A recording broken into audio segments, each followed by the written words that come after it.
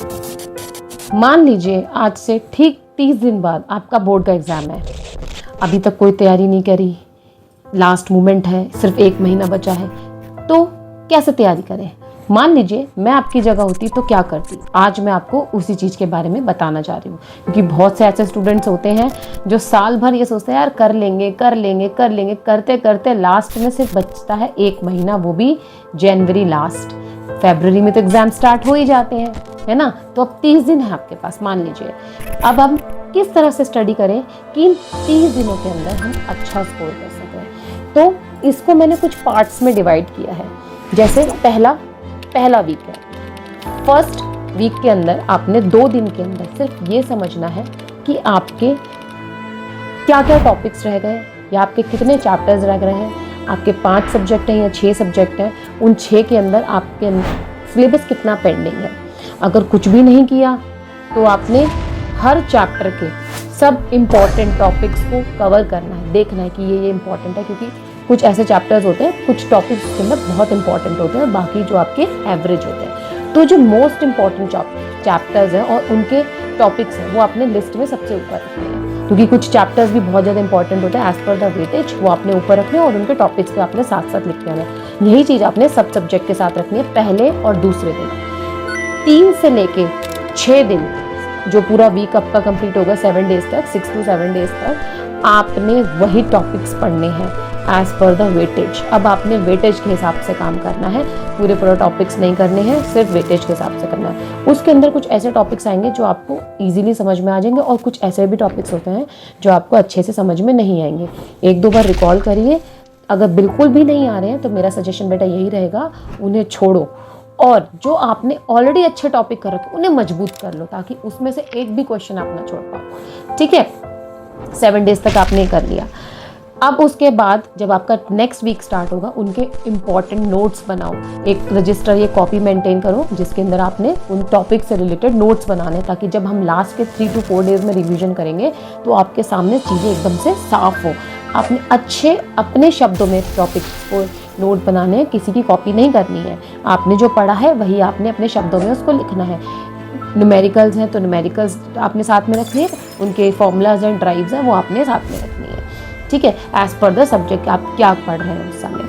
आपने 1 वीक तक सारे नोट्स रिवाइज करने हैं, लर्न करने हैं और नोट्स मेंटेन करने हैं। जब आपका 3rd वीक आएगा, यानी कि आप तीसरे हफ्ते में पहुंचेंगे, तब आपने क्या करना है, जो भी आपने अब तक टॉपिक्स कंप्लीट कर लिए, क्योंकि बच्चों देखो दिन भर पढ़ने से 12-13 घंटा मैं नहीं पढ़ती। अगर आपकी जगह मैं होती, मैं 4 से 5 घंटे गैप दे के पढ़ती। 2 घंटा लगातार, फिर 1 घंटा गैप या कुछ कर लिया बीच में, फिर 2 घंटा लगातार, फिर रात को 1 घंटा रिवीजन मैं ज़रूर करती। रिवीजन ही की है सक्सेस की, मेरी बात को याद रखिए, रिवीजन ही की है सक्सेस की। आप कितना लर्न कर लो, आप सब कुछ कर लो, आप उसको बंद करके छोड़ दो, भूल जाओगे। तभी बच्चे बोलते हैं कि हमने याद तो किया था, एग्जाम में याद नहीं आया। तो बेटा इसलिए याद नहीं आता है क्योंकि रिवीजन नहीं करते हो। रिवीजन करोगे तभी सक्सेस मिलेगी। लिख लो मेरी इस बात को, कहीं कॉपी पे लिख लो, जिस रजिस्टर में पढ़ाई करते हो उस पे लिख दो। Revision is a success of studies. ठीक है, रिवीजन क्या है, आपकी सक्सेस है किसकी, स्टडीज की। आप स्टडी करोगे, रिवीजन करोगे तभी सक्सेस मिलेगी।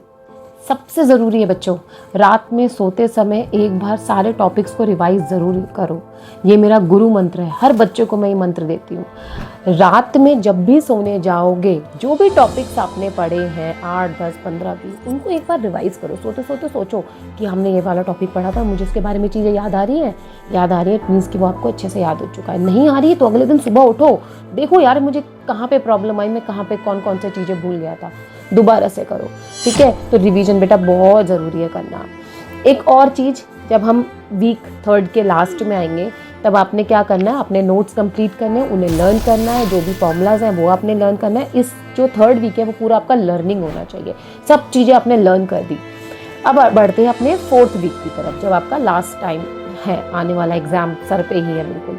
तो स्टार्टिंग के 2-3 दिन आपने एग्ज़ाम पेपर सॉल्व करने, प्रीवियस ईयर्स के पेपर निकालो, 3-3 घंटे के एग्ज़ाम्स देके देखो, क्योंकि आपने इस समय नोट्स बना लिए, नोट्स लर्न कर लिए, रिवीजन आप डेली रात में कर ही रहे हैं।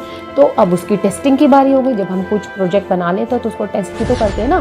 तो जो लास्ट वीक है हमारा टेस्टिंग वीक है, तो उसमें हमने क्या करना है, उसमें आपने स्टार्टिंग के 2 से 3 दिन सारे एग्जाम पेपर निकालने, क्वेश्चंस मार्क करने कि हाँ ये मुझे आ रहा है, हो रहा है तो टिक, नहीं हो रहा तो रात में फिर लेके बैठेंगे कि यहाँ पे क्या प्रॉब्लम होती जब आपका टेस्ट कंप्लीट हो जाएगा। 2-3 दिन आपने इसी तरीके से निकालने। फिर आपने ये देखना है लास्ट के 3-4 दिन, अब हमने कोई नया टॉपिक नहीं करना बच्चों, कुछ भी नया नहीं सीखना है। जो हम ऑलरेडी सीख चुके हैं, जिसमें हमारी कमांड अच्छी हो चुकी है, उस पर हमें और महारत हासिल करनी है, उसी को हमें अच्छे से करके जाना है। वही हमारा अब सक्सेस का पाथ है जो हमें आगे तक लेके जाएगा। चाहे 70-80% लाएंगे कोई बात नहीं, बट हम 30 डेज के अंदर इतना कर लेंगे। आई एम श्योर कर लेंगे। हम कर सकते हैं, बच्चों को करा सकते हैं, तो बेटा आप भी कर सकते हो। कोशिश करो। अगर छूट गई चीज़ें, चलो कोई नहीं, समटाइम्स होता है कि सिचुएशंस ऐसी होती, बच्चा नहीं कर पाता, किसी को हम इस चीज़ में ब्लेम नहीं कर सकते। लेकिन अब जो समय बचा है उस समय ले घुस जाओ, अपना सब कुछ लगा दो, 30 दिन में अपना सब कुछ लगा दो।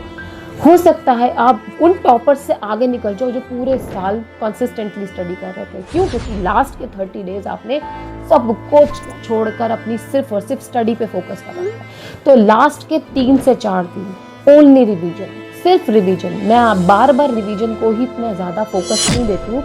लर्निंग से ज़्यादा रिवीजन ही इम्पोर्टेंट होती है। एक बार चीज़ सीख के छोड़ देना कोई समझदारी नहीं होती। उस सीखी हुई चीज़ को बार बार रिपीट करना, वही समझदारी होती है। Revision is repetition. आप जितनी बार रिपीट करते हो चीज़ें उतनी बार अच्छे से क्लियर भी होती है और दिमाग में फिल्ड भी होती है। तो ये मेरा 30 दिन का गुरु मंत्र है कि अगर आपके लास्ट के 30 दिन बचे हैं और एग्ज़ाम की प्रिपरेशन अब तक नहीं हो पाई है, तो इन 30 दिन को आपने 4 वीक के हिसाब से डिवाइड करना है।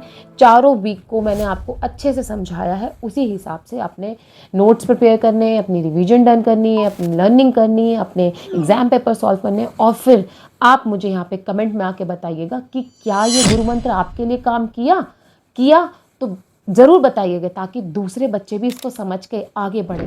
आपके हौसले से उन्हें हौसला मिलेगा। ठीक है बच्चों, बाय बच्चों।